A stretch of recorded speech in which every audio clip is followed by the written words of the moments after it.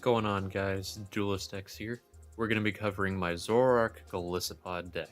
I've been running this since pretty much before even Worlds last year and just been ramping it up ever since. So I'm very proud that a lot of good people have been making it do some good tops, even, toward winning.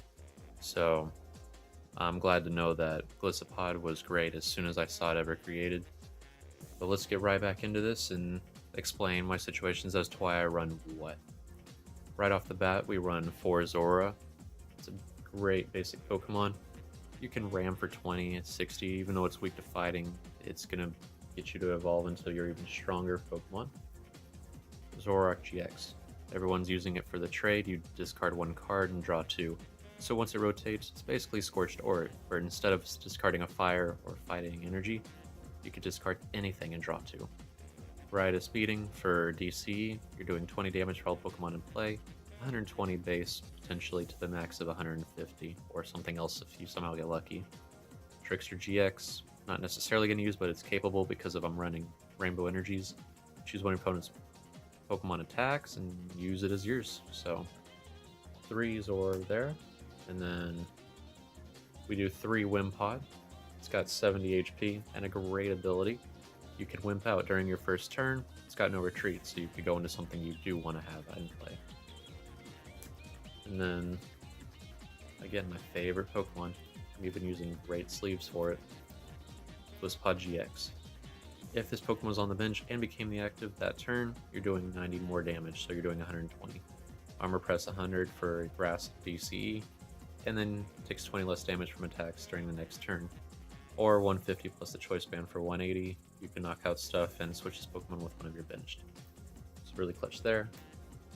Everyone always knows what Tapu Lele does, I hope. But Wonder Tag, when you play this from your hand onto your bench, you look through your deck, get a supporter, put it in your hand, and then from there you go on. Energy Drive, you're doing 20 for every energy on you and the defending Pokemon. Or, because Rainbow Energy, deal damage from 2 of your benched Pokemon. A very good attack. My personal tech, I was going to run 4, but I think 3 is the magic number for now. It's great, discard fodder with Ultra Ball, but if it's a great start, if it's in your hand, you can automatically place it down as if it were the active. And for 1 random energy that's a colorless, 40 damage.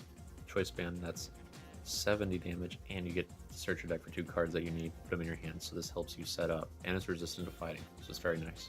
For your treater, good bonus. 1 Coco to spread 20 damage to every Pokemon and a free retreater to help with the Golisopod's attack. And then the great tech of 1 Mew EX. Versatile's ability lets you mimic one of your opponent's Pokemon in play, or your opponent's, as long as you have the right energy for it. So First Impression, Riot Speeding, Flying Flip, Aerial Blitz, stuff like that, Mew EX has you. For the supporters, you run 4 Guzmas. Switch your opponent's bench with one of your active, and then if you do, switch your active with one of your benched. So, flip-flop effect, pull in something you need for the win. Everyone's starting to lower the count, so I think 3 is right good right now.